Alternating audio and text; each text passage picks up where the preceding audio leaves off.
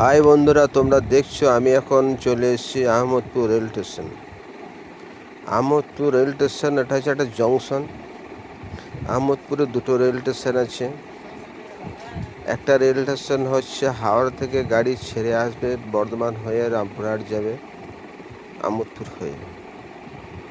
আর এই মুহূর্তে আমি যে স্টেশনটায় দাঁড়িয়ে আছি, এই স্টেশনটা হচ্ছে আহমদপুর থেকে ছেড়ে যাবে কাটোয়া এবং আবার কাটোয়া থেকে ছেড়ে আসবে আহমদপুর।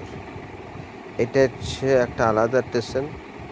আর যেটা হাওড়া মালদা বোলপুর ওটা হচ্ছে একটা আলাদা স্টেশন। তাই আমি এখন এই নতুন স্টেশনে আজকে চলে এসেছি।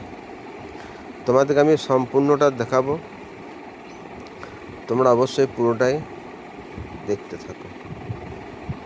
আহমদপুর নতুন রেল স্টেশনটা কেমন গড়ে উঠেছে।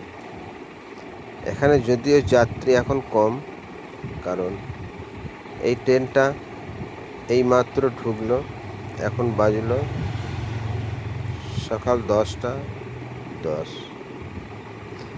এই ট্রেনটা এখান থেকে ছেড়ে বেরিয়ে যাবে 10টা 50-এ।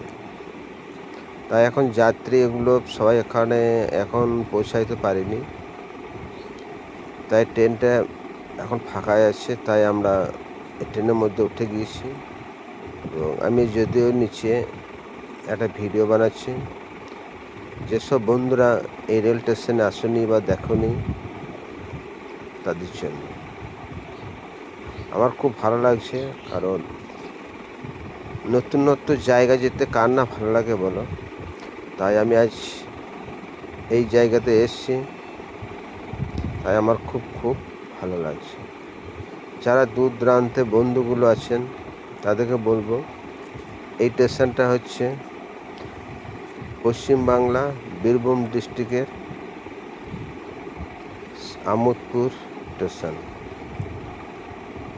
বীরভূম ডিস্ট্রিক্ট অনেকেই চিনবেন বা আমাদের বোলপুর শান্তিনিকেতন চিনবেন।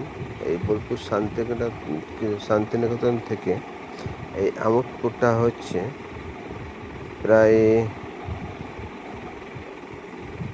20 কিলোমিটার, হয়তো একটু 19-20 হবে, যাই হোক।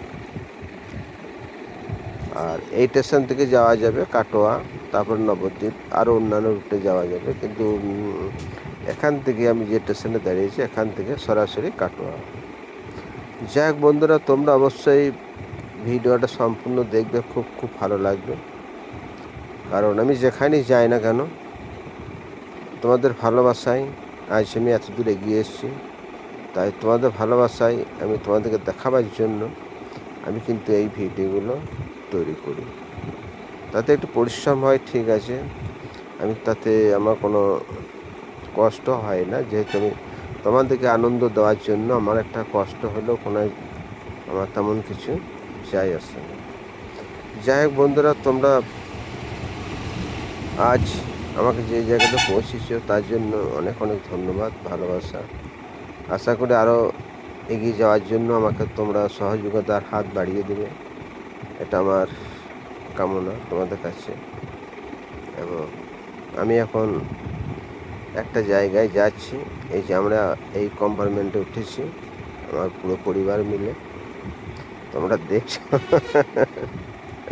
এসব ভিতরে আছি এবং নিচে আছি। যাই হোক, গাড়ি ছাড়তে যদি একটু দেরি আছে, তাই এখানেই আমরা টিফিন করলাম বা এখন পর্যন্ত করছি, তারপর আমরা এখান থেকে বেরিয়ে চলে যাব। অবশ্যই তোমরা আমার ভিডিওগুলো ফলো করবে, আবার নতুন নতুন জায়গাতে গিয়ে দেখাবো। টাটা, বাই বাই, পরের ভিডিও আবার দেখা হবে। ভালো থেকো, সুস্থ থেকো।